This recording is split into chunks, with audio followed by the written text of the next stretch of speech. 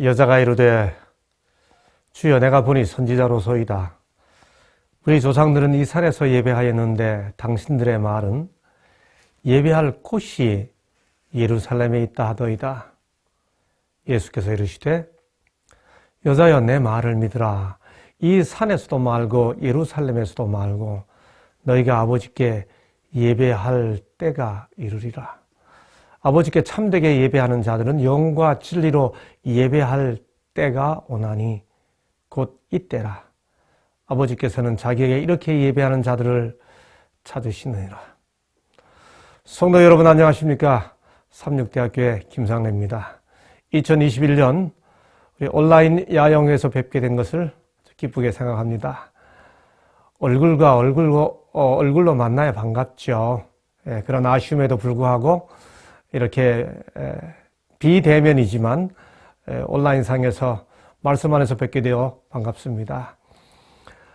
코로나 때문에 정상적으로 교회 출석하지 못하는 것 많이 답답하시죠? 제가 합회로부터 야영의 말씀을 섬겨달라는 부탁 전화를 받고 그 자리에서 대화를 나누는 중에 지금은 그 어느 때보다도 포로 공동체의 신앙 생활을 생각할 때라고 대화를 우리 정영규 목사님과 함께 나누게 됐습니다. 그렇게 생각하게 된 이유는요, 바벨론 포로 공동체는 정상적으로 예배를 드리지 못했죠. 성전 예배가 중단되었었죠. 그렇습니다. 유대 역사에서 바벨론 포로는 정말 설명하기 어려운 대충격의 사건이었습니다. 정신과 삶의 중심인 예루살렘 성전이 파괴되었거든요. 그거는 설명할 길이 없습니다. 그래서 흔히 신학자들이 뭐라고 표현하는가 하면 신학적 대재앙이다. 그렇게까지 표현합니다. 그런데 놀랍게도 그들은 바벨론 포로기를 지나면서 그들의 신학과 신앙에 있어서 일대 전환을 맞이합니다. 그런 의미에서 코로나 때문에 정상적으로 교회를 출석하면서 예배를 드리지 못하는 지금은 바로 그 포로 공동체의 신학과 신앙을 묵상하고 명상하면서 빛을 발견할 때라는 거죠. 그리고 바로 그 사건이 사마리아 여인과 예수님과의 대화, 동문서답의 전형이잖아요. 어디서 예배 드릴까요? 했는데 예배 드릴 때가 있다고 공간에 대해 물었는데 시간으로 대답하시는 예수님의 동문서답, 함께 묵상해야 할 중요한 주제가 있다고 생각하는 거죠. 실제로 바벨론 포수기는 놀라운 빛이 주어진 기간입니다. 인류 역사에 대한 단위의 계시가 있었고요. 성전에 대한 에스겔의 새로운 비전이 있습니다. 에스라 느헤미야에 의한 토라 연구, 다시 말해 말씀 연구가 깊이 진행되었고요. 흔히 제2성전이라 불리는 스룹바벨 성전이 학개와 스가랴에 의해 건축됩니다. 성전 예배가 중단된 상황을, 그러므로 그들은 오히려 영적 각성과 신학적 깊이와 신앙 부흥을 만들어내는, 그렇게 되돌리는 전환의 기회로 만들어낸 것이죠. 그런 의미에서 정말 바벨론 포로기 동안의 유대 공동체의 신앙에서 뭔가를 찾아내는 것은 이 시대 우리에게 굉장히 중요한 의미가 있다고 생각합니다. 사람이 언제부터 예배를 드리기 시작했을까요? 왜 우리는 코로나로 인해 교회를 정상적으로 출석하지 못하면 조금은 멍한 상태까지 될까요? 이유는 하나님께서 에덴에서 사람을 창조하시면서 그 예배를 우리의 DNA 속에 숨겨 주셨기 때문입니다. 우리 속에 간직해 두셨어요. 그래서 인간은 본능적으로 단을 쌓는 종교적 존재잖아요. 여러분, 그런데 에덴 동산에서 예배는 공간 중심이 아니고 시간 중심으로 진행되었습니다. 왜 그럴까요? 에덴에서는 특정 예배 공간을 찾을 필요가 없었습니다. 모든 곳에서 예배를 드릴 수 있었습니다. 에덴에서는 그러므로 안식일이라고 하는 시간 단위로 예배가 진행이 되었겠죠. 그런 에덴에서의 예배의 삶이 범죄 이후에 특정 공간이 필요해집니다. 그 첫 번째 장소가 그룹들과 두루 도는 화염검이 나타났던, 다시 말해 하나님의 영광의 임재에 비친 쉐키나가 나타났던 에덴 동산 동편입니다. 바로 그 에덴 동산 동편에 그룹들과 두루 도는 화염검, 하나님의 영광의 임재인 쉐키나가 나타났던 그 공간을 제대로 만든 것이 성소지요. 바벨론 포로와 예루살렘 점령은, 멸망은 바로 그 예배의 중심지였던 성소, 범죄 이후에 예배의 중심지가 되었던 성소가 파괴되었다는 의미였습니다. 성전이 파괴되어 법궤는 사라졌고 제사를 드려야 할 제사장들은 포로가 되어 신앙적, 정신적 공황 상태가 될 수 있었던 것이 바벨론 포수기였습니다. 그런데 결론적으로 미리 말씀드리면 바로 그 포수기에 다니엘, 에스겔에 의해 비전이 주어지고 에스라, 느헤미야에 의해 말씀 연구가 주어지고 학개와 스가랴에 의해 메시아 시대를 바라보는 제2성전이 건축되지요.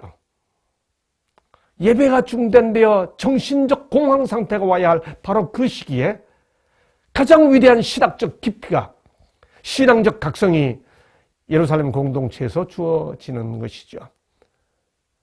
그런 의미에서 코로나로 인해 정상적인 예배 생활을 할 수 없는 지금 이 시대가 배워야 할 빛이 있다면 바로 포수기, 특별히 포로 공동체에서 배워야 할 것들이죠. 바로 그런 주제로 저는 이번 야영회에 4번에 걸쳐서 인류 역사를 바라봤던 다니엘, 새로운 성전을 바라봤던 비전의 사람 에스겔, 말씀 연구에 깊이로 들어갔던 에스라와 느헤미야, 그리고 제2성전을 열었던 학개와 스가랴를 4시간에 걸쳐 하나씩 교우님들과 그 빛을 나누어 보려고 합니다. 오늘은 그 첫째 시간으로 우리가 익숙히 잘 아는 다니엘의 삶 속에서 성전 예배가 중단됐던 그 시대의 빛을 발견해 보려고 합니다. 유다 왕 여호야김이 위에 있은 지 3년에 바벨론 왕 느부갓네살이 예루살렘에 이르러 그것을 에워쌌더니, 여러분, 이 구절 속에는 어떤 신앙적 묘사, 신학적 표현이 없습니다. 그냥 세속 역사의 표현과 똑같습니다. 유다 왕 여호야김 왕이 된 지 3년에 바벨론 왕 느부갓네살이 와서 그 성을 에워쌌다. 아무런 신학적 진술이 없습니다. 그런 의미에서 이 진술은 너무나 자연스러운 표현입니다. 대제국 바벨론이 변방의 조그마한 나라 유다에 와서 점령하고 침략했더라라고 하는 표현입니다. 이런 역사적 사건은 3번에 걸쳐 진행되지요. BC 605년에 있었던 제1차 침공, 열왕기하 24장 1절에 기록되어 있습니다. 그리고 BC 597년에 있었던 제2차 침입, 열왕기하 24장 10절부터 기록되어 있습니다. 그리고 BC 588년에 시작되어 586년에 마침내 예루살렘 성을 멸망시키고 성전을 불태워버린, 그래서 586년에 유다가 멸망을 하죠. 남방 유다를 완전히 멸망시킨 제3차 침입, 열왕기하 25장에 기록되어 있죠. 예루살렘 침공은 이렇게 3차례에 걸쳐 진행이 되는데, 다니엘 1장 1절의 그 사건은 이 3번의 침입 사건 중 언제 일어났을까요? 그것은 열왕기하 24장 1절과 다니엘 1장 1절을 비교해서 읽어보면 분명해집니다. 열왕기하 24장 1절, 여호야김 시대에 바벨론의 왕 느부갓네살이 올라오매 여호야김이 3년간 섬기다가. 여러분, 그런데 다니엘 1장 1절은 뭐라고 말하나요? 유다 왕 여호야김이 다스린 지 3년에 라고 말하지요. 다니엘이 자기 경험을 기록한 다니엘 1장 1절에서 여호야김 3년에 라고 기록했기 때문에 세 차례에 걸친 바벨론의 유다 침공 중에서 그 다니엘 그 자신이 포로가 된 것은 제1차 침입 때임이 분명해집니다. 엄청난 영적 충격이죠. 세속사적으로 보면 너무나 자연스럽고 당연합니다. 대제국 바벨론이 변방의 약소국 유다를 침입했다.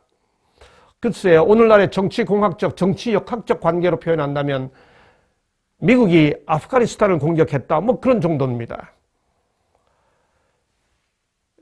그런데 이 구조를 그런 세속사적 관점으로 읽지 않고 종교사적 혹은 영적 관점에서 읽으면 충격이 될 수밖에 없는 이유는 바벨론 왕이 예루살렘을 침공하여 성전의 기명들을 탈취해 갔더라 라고 하는 내용 때문이죠. 왜 그런가요? 성전은 국가 간의 대결이 아니고 신들의 대결이었기 때문에 그렇습니다. 신들 간의 대결로 이해되었기 때문에 그렇습니다. 예루살렘 성전의 그릇들이, 성전 기명들이 바벨론 왕 느부갓네살에 의해 탈취되었습니다. 하나님의 전 그릇 얼마를 가지고 신할 땅 자기 신들의 신전에 가져다 놓았다. 여러분, 이 충격을 어떻게 제가 우리 교우님들께 좀 생생하게 전달해 드릴 수 있을까요?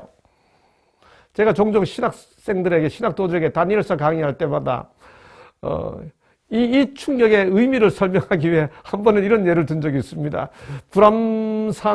불암사 스님들이 무리를 이루어 내려와서, 실제로 그런 일은 없습니다만, 내려와서 삼육대학 교회에 뭐 성찬 기후를 다 가져갔더라. 이것보다 훨씬 더 충격이죠. 네, 여러분, 여기서 주목할 게 하나 있습니다. 느부갓네살이 그 신전에 가져다 놓은 그 신전이 있던 땅이 어디죠? 본문이 뭐라고 표현하나요? 신할 땅이라고 표현합니다. 여러분, 신할 땅이라는 말 들으니 한 사건 떠오르시죠? 무슨 사건인가요? 성경에서 신할이라는 지명이 맨 처음 언급되는 곳이 창세기 10장이에요. 창세기 10장에 보면 니무롯이라는 사람이 그의 땅에, 자기 땅, 그 니무롯의 땅 중에 신할이 언급되는데, 그 니무롯은 세상에 처음 영웅호골, 다른 역번은 독재자라고 번역합니다. 근데 창세기 11장에 건너오면 노아 홍수가 끝난 다음에 그의 사람들이 옮기다가 신할 땅에 와서 옛날 개역 표현에 의하면 대와 성과 대를 쌓았더라. 우리 개역 개정에 의하면 성읍과 탑을 쌓았더라. 그렇게 말하지요. 그리고 이 사건의 끝에 가서 11장 9절에서 하나님께서 그들의 시도를 좌절시키시면서 뭐라고 말씀하시나요? 내가 그들을 흩트겠다. 근데 흩어진 다음에 성경 본문이 뭐라고 설명하는가? 그들이 그 도시를 건설하기를 그쳤더라. 그러므로 그 이름을 바벨이라 한다. 여러분, 그 할 때 그라는 대명사의 선행사가 어떤 명사를 가리킵니까? 11장 9절 본문을 잘 보세요. 그 도시를 건설하기를 그쳤더라 한 다음에 그 이름을 바벨이라 하였더라. 여러분, 그러므로 바벨이라는 이름이 붙여진 것은 탑이에요? 성이에요? 그라는 대명사는 히브리어 문법으로 보면 더욱 명확합니다. 그라는 대명사는 여성 대명사예요. It's 아니고 her입니다.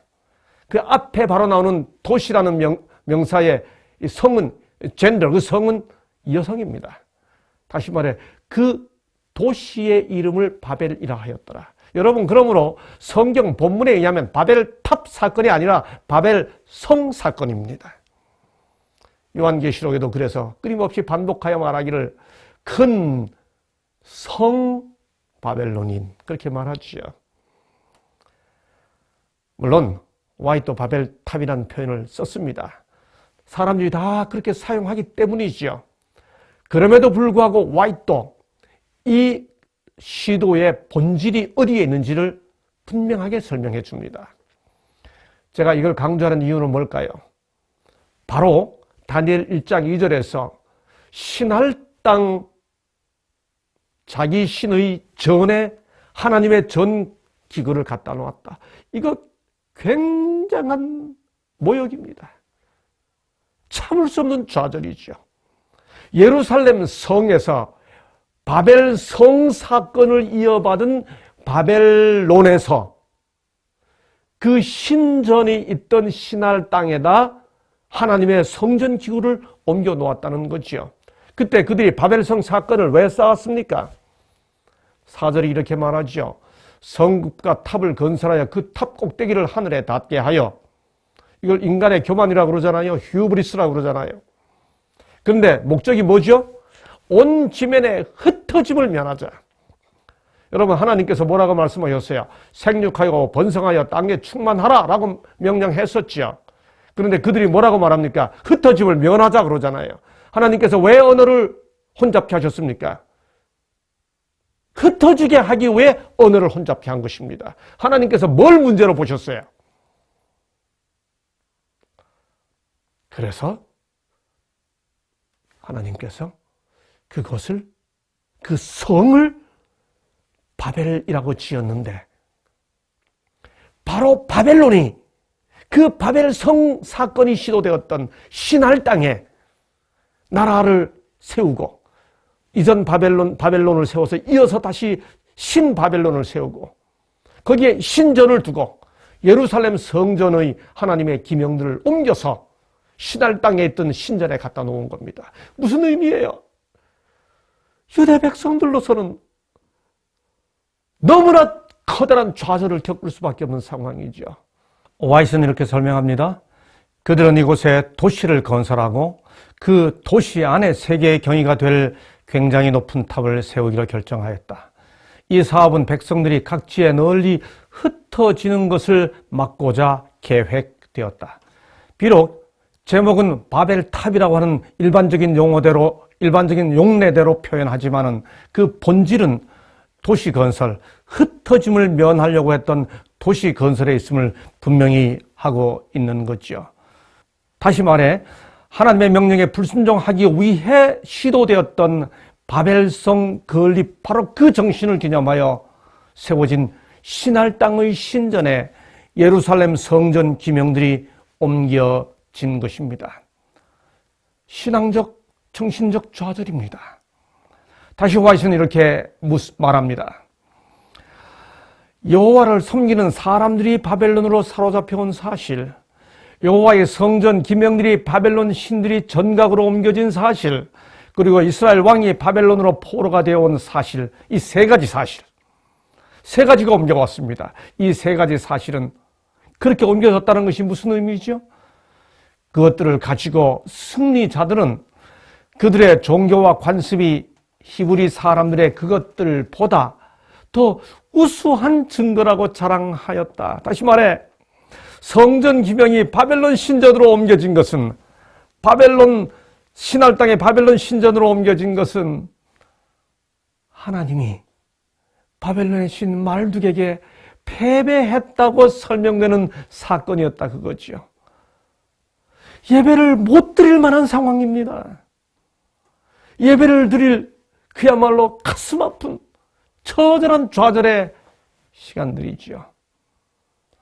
그래서 다시 와이스는 이렇게 설명합니다. 느부갓네살이 예루살렘을 파괴할 때에 중단되었었던 거룩한 예배. 예, 상황은 다르지만 정상적인 예배를 드리지 못하는 지금의 우리들이 그러므로 예배가 중단된 상태를 맞았던 그들의 역사, 그 역사에서 빛을 발견할 수 있는 거지요. 바로 그렇게 진행된 사건 속에서 다니엘이 바벨론에 와 있던 겁니다. 그때 다니엘의 연령대를 본문은 소년이라고 말합니다. 이 소년이라고 표현에 해당되는 히브리어 나르라고 하는 단어는 대략 15살에서 25살쯤에 해당됩니다. 교회 증언 사권 570쪽에 의하면 그때 다니엘은 18세였습니다. 여러분, 18세 된 다니엘이 제1차 포로 때 바벨론에 잡혀왔습니다. 성전 기명이 탈취당하는 모습을 다 지켜보았습니다. 그렇게 바벨론에 잡혀왔는데 이게 특혜입니까? 고문입니까? 느부갓네살 왕에 의해 바벨론 국비 유학생으로 국립대학 장학생으로 선발되어 특별 교육을 받게 된 겁니다. 예배도 드리지 못하고 성전에서부터 떠나 타국 땅에 포로 잡혀온 다니엘이 그 상황에서 공부하라고 하는 선택을 받은 겁니다.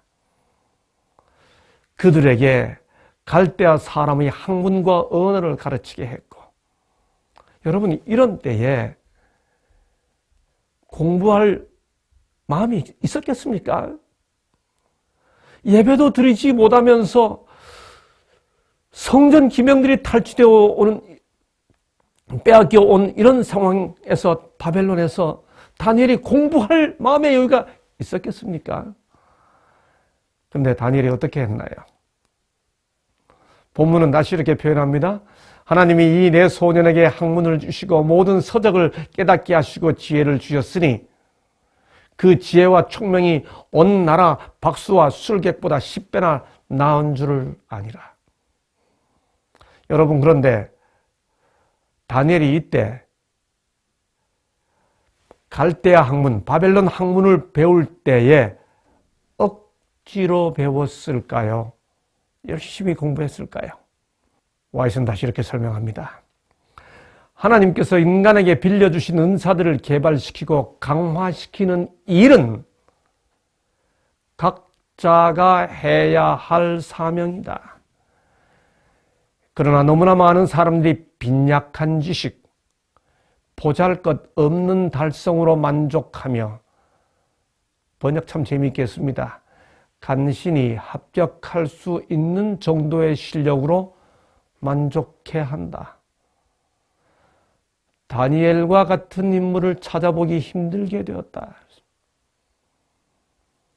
여러분, 이 설명은 무슨 뜻인가요? 하나님께서 지혜와 총명을 주었는데 다니엘이 그때 어떻게 공부했다는 뜻이에요. 각자가 해야 할 사명이 있다. 하나님께서 인간에게 빌려주신 은사들을 개발시키고 강화시키는 일은 각자가 해야 할 사명이다. 다니엘이 아주 열심히 공부했다는 뜻입니다. 바벨론 포로로 잡혀와서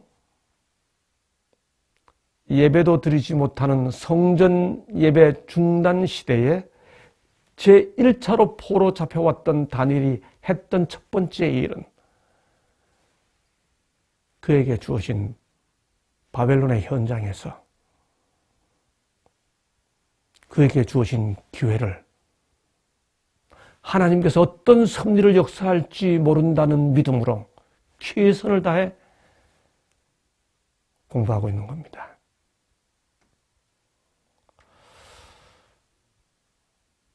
교회 출석 예배가 중단되고 있을 때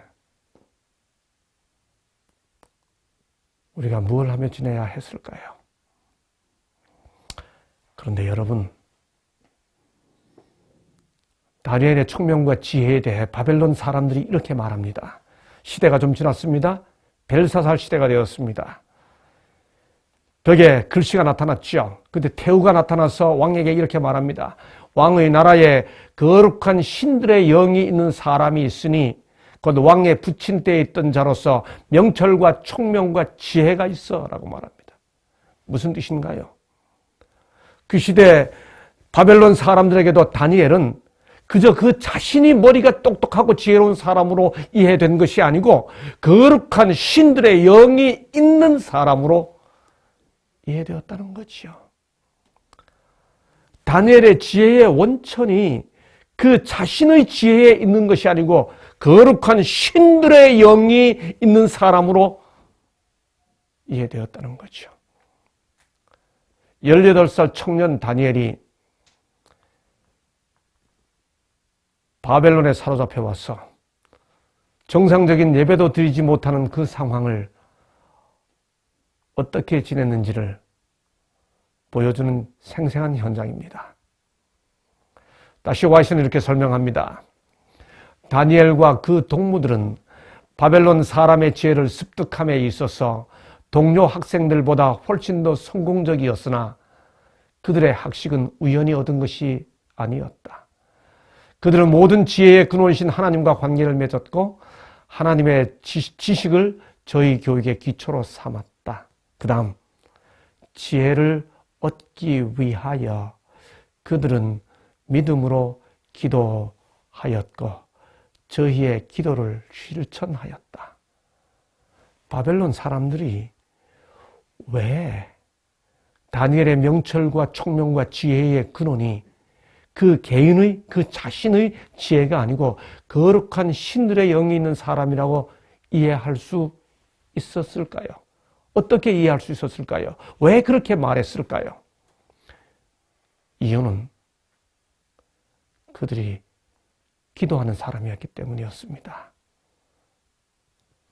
예배가 중단된 시대에 다니엘은 주어진 기회를 활용하여 배우고 있었고 배운 것으로 끝나지 않고 기도하고 있었습니다. 기도하는 다니엘의 이야기는 조금 뒤에 좀 더 자세히 살펴보지요. 우리가 너무 잘 아는 이야기입니다. 예배가 중단된 굴욕과 치욕을 느끼는 성전 기명이 예루살렘 성전 기명이 바벨론 신전으로 옮겨진 바로 그 시절에 세속 사회에 살게 됐던 다니엘이 했던 두 번째 삶의 방향은 뜻을 정하는 것이었죠. 교우님들, 다니엘이 때 무슨 뜻을 정했죠? 많은 교우님들이 부정한 것 안 먹기로 뜻을 정했다고 생각하시는 것 같아요. 여러분, 그런데 본문을 잘 보세요. 안 먹기로 뜻을 정한 것은 그때 주어진 케이스였고요. 진짜 결정했던 것은 더럽히지 않겠다고 결정한 겁니다. 다니엘은 뜻을 정하여 더럽히지 아니하리라. 예. 이 더럽히지 않겠다는 말이 무슨 뜻일까요? 다니엘 1장 12절에 보면 우리에게 채식을 주어 먹게 하고 라고 말하는데 여기 채식을 주어 먹게 하고라고 하는 이 단어가 창세기 1장 29절에 씨 가진 열매 맺는 모든 나무를 너희에게 주노니 너희 먹을 거리가 되리라 라고 하는 문장에 나오는 단어와 세 단어가 일치합니다. 히브리어 단어로. 그러므로 채식을 주어 먹게 하고 라고 하는 이 표현은 다시 말하면 다니엘이 에덴의 삶을 살겠습니다. 그게 자기를 더럽히지 않겠다고 순수를 지키겠다고 결심을 표현하는 것이죠. 여러분, 교회를 정상적으로 출석하지 못하고 정상적인 예배가 중단된 바로 그 상황에서 다니엘이 결심했던 것은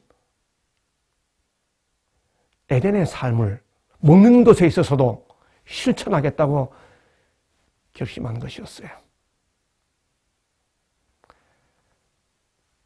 공중 예배 중단 시기에 다니엘이 보였던 뜻을 정한 방향, 그 정했던 뜻, 빛이 있죠. 교회 가지 못하는 그 삶 동안 우리는 에덴의 삶을 살아야겠다는 결심을 할 필요가 있는 거지요. 뜻을 정한 다니엘의 모습은 또 다른 국면에서도 나타나지요. 우리가 잘 아는 것처럼 느부갓네살이 다니엘과 그의 친구들의 이름을 바벨론식으로 바꾸지 않았습니까? 엘, 야로 끝나는 것은 엘은 하나님이고 야는 여호와입니다. 하나님이나 여호와가 들어갔던 그 이름들을 소위 바벨론식 창시 계명으로 다 바꾸지 않았습니까? 여러분, 그런데 다니엘은 이 이름들을 받아들였을까요? 예, 다니엘의 이름을 벨드사살로 바꾼 느부갓네살 자신은 다니엘서 4장 9절에 박수장 벨드사사라라고 부릅니다. 그러나 다니엘서를 읽어보면 다니엘이 자기 자신을 지칭할 때 나라고 지칭하면 단 한 번도 나 벨드사살이라고 부르지 않습니다. 언제나 나 다니엘이라고 부릅니다. 때때로 독자들을 위해 설명할 때 벨드사살이라 이름한 다니엘 이렇게 표현합니다. 이게 무슨 뜻입니까? 그대들이 내 이름을 벨드사살로 바꾸어 놓았지만 내 진짜 이름은 다니엘이야, 그 뜻입니다. 그래서 역사가 바뀐 다음에 다리오 왕이 다니엘을 부를 때 사실은 하나님의 종 다니엘아 이렇게 부르지요. 뜻을 정한 겁니다. 여러분, 예루살렘을 떠나 바벨론에 와 있던 다니엘이 내 이름은 다니엘, 나의 심판자는 나의 심판자는 하나님이야 라고 하는 이름을 버리지 않았습니다. 성전에 가지 못하고 예배를 드리지 못하는 그 상황에도 자기 이름을 버리지 않았던 거지요. 우리가 안식일에 교회를 가지 못한다고 해서 우리가 우리의 이름을 버릴 수는 없는 것 아닙니까? 뿐만이 아닙니다. 바로 그 기간에 다니엘은 그렇게 예배드리지 못하는 자기들을 조롱하고 우습게 보고 바벨론 강가에서 우리에게 노래를 청하면서 시온의 노래를 불러보라고 조롱하듯이 부르는 그 사람들에게 어떻게 표현했습니까? 어떻게 대했습니까? 당신들 몰라서 그러는데 하나님이 내 편이거든. 내가 말하는 대로 들어주는 게 좋을 거야. 이렇게 말했습니까? 아니죠. 구하니 청하오니 처분하소서. 다니엘은 원로들과 청년들 모두에게 지극히 완벽하게 예의를 나타냈다. 다니엘은 왕의 상의 친미를 먹이라는 요청을 받았을 때 식욕 속에 빠지지 않으며 자기가 기뻐하는 대로 먹고 마시려는 결심을 나타내지 않았다. 반항적인 말 한마디 없이 그는 하나님께 그 문제를 맡겼다. 참된 용기와 그리스도인 예절로서 슬퍼하고 있지 않았습니다. 멍하니 예배드리지 못하는 현실 때문에 하늘 쳐다보며 자기를 잃어버리고 있지 않았습니다. 이런 때 공부할 맛이 나겠습니까? 공부할 용기가 있었겠습니까? 그러나 그는 하나님께서 자기를 통해 어떤 역사를 이룰지 모르기 때문에 기도하며 최선을 다해 공부하고 있었고요. 그리고 자기의 이름을 굳건히 지키고 있었고 뜻을 정하고 있었고 자기를 조롱하는 바로 그 사람들, 자기를 시험하는 바로 그 사람들에게 예의를 나타냈습니다. 코로나 팬데믹이 종교인들 때문에 좀 더 심각하게 확산된다고 하는 사회적 질시가 있을 때 우리는 주눅 들어 있는 정도가 아니라 멋진 모습으로 그들에게 예의를 나타내야 하지 않을까요? 하나님께 대한 변함없는 충성심과 굳센 극기심을 가진 청년 다니엘은 그 고상한 기품과 예절 바른 행동으로 그를 감독하는 이교의 관리로부터 은혜와 긍휼을 얻게 되었다. 그의 원수들까지도 그가 충성되어 아무 그릇됨도 없고 아무 허물도 없다고 시인할 정도로 그의 지혜와 정치적 수완은 뛰어났다. 예배를 드릴 수 없는 그 기간 동안, 성전 예배가 중단됐던 바로 그 기간 동안 다니엘이 살아갔던 그의 삶의 자세 네 번째는 무엇보다 기도하며 사는 삶이었습니다. 다니엘은 이 조서의 왕의 도장이 찍힌 것을 알고도 자기 집에 돌아가서 윗방에 올라가 예루살렘으로 향한 창문을 열고 전에 하던 대로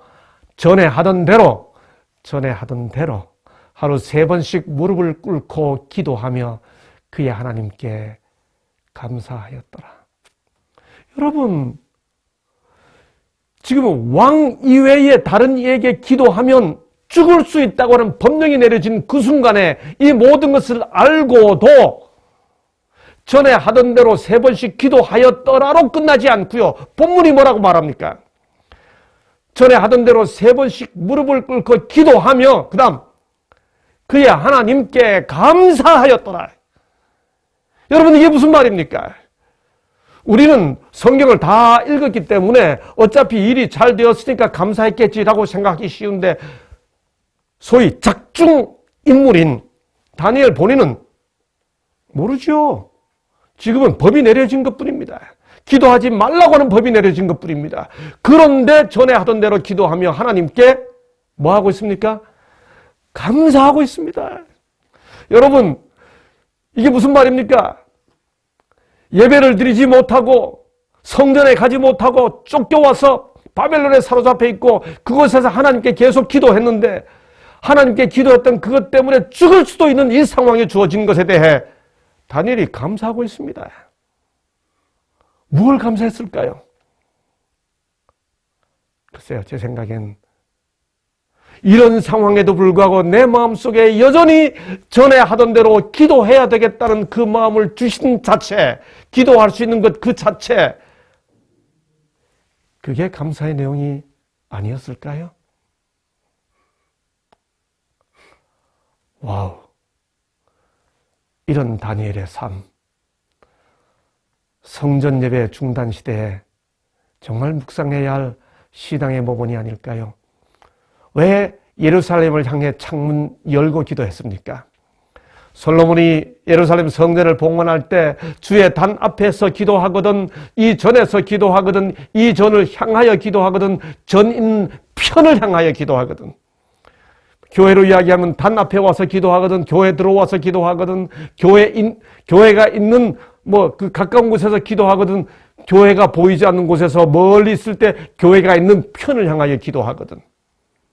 성전 중심으로 살아가던 다니엘이 성전을 향해 여전히 기도하고 있죠.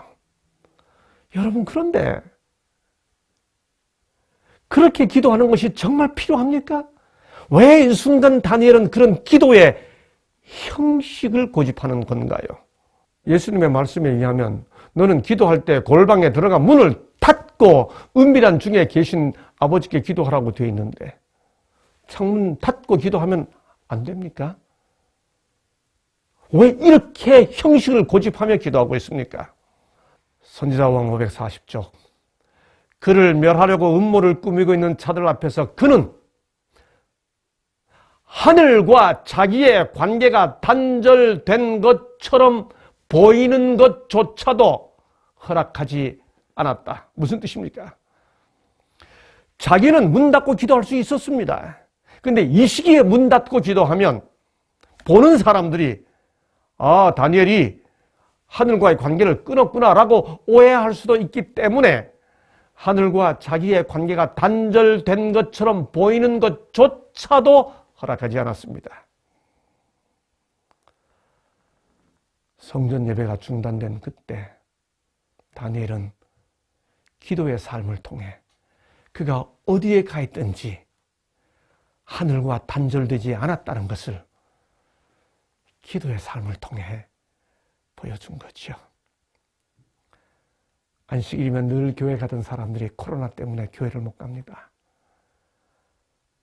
우리는 어떤 모습으로 우리를 바라보는 사람들에게 코로나에도 불구하고 교회를 가지 못한다 할지라도 하늘과 우리의 관계는 여전히 단절되지 않았다는 것을 보여줄 수 있을까요?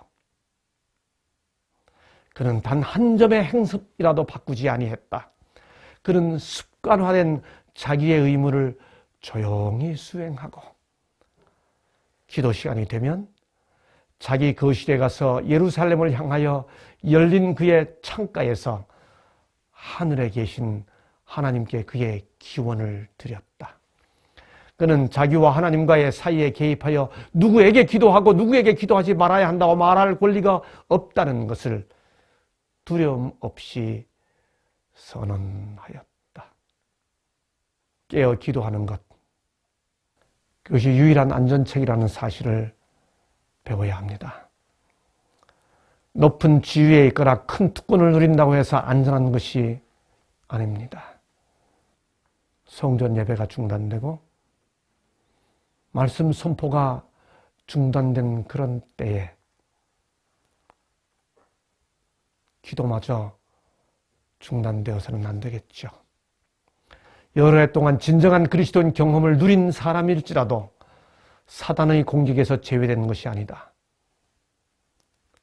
솔로몬의 실패는 우리들에게 사람의 지적 능력이 아무리 뛰어나고 그가 과거에 아무리 충실히 하나님을 섬겼다고 할지라도 결코 자신의 지혜와 성실을 안심하고 의지할 수 없다는 사실을 가르치고 있다.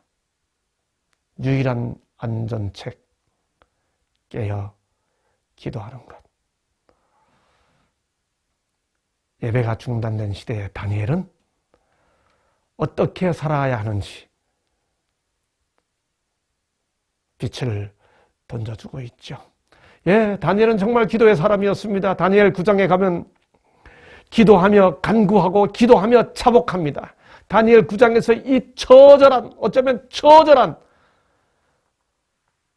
원수들도 흠을 발견할 수 없었던 다니엘이 내 죄라고 하면서 자기를 포함하여 우리의 죄를 자복했던 그 기도 덕분에 그런즉 너는 이 일을 생각하고 그 환상을 깨달을지니라라고 70일의 비밀이 주어지죠.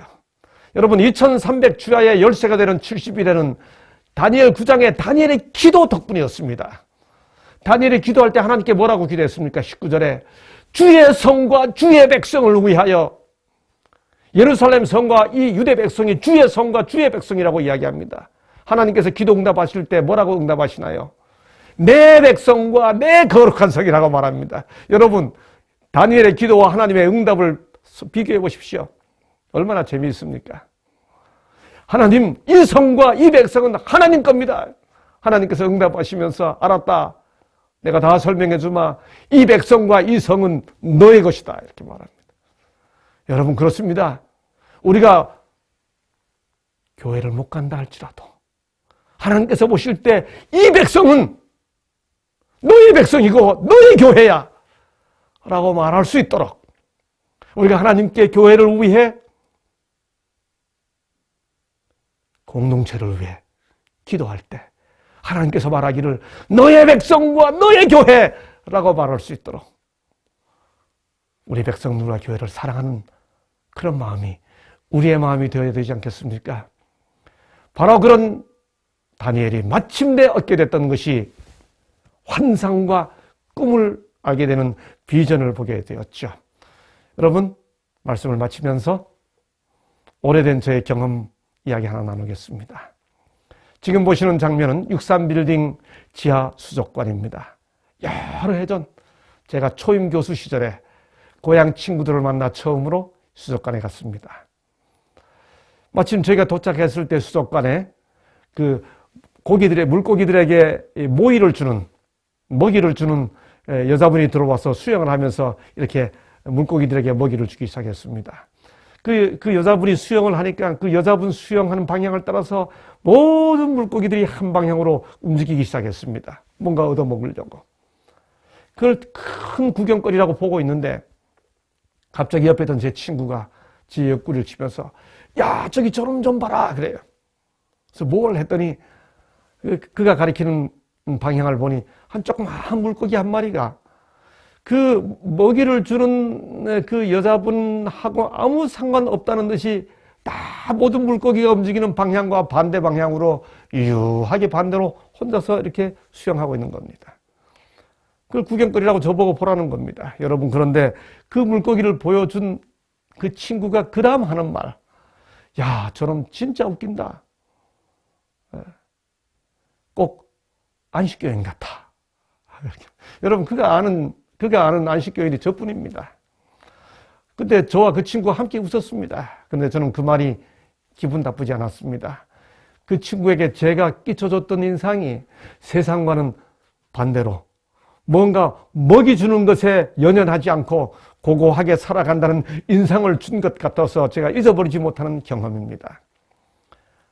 예배가 중단되고 세상이 다 코로나에 의해 움직이면서 휩쓸려 가고 있을 때 뜻을 정하여 여전히 하나님께서 보실 때에도 이 교회와 이 백성이 너의 백성이고 너의 교회라고 말할 수 있도록 그런 삶을 살아가는 것이 우리에게 필요하지 않겠습니까? 하나님께서 말씀하십니다. 다니엘과 그의 동료들은 세상 열국 앞에 참 하나님을 높일 수 있는 기회를 가졌다.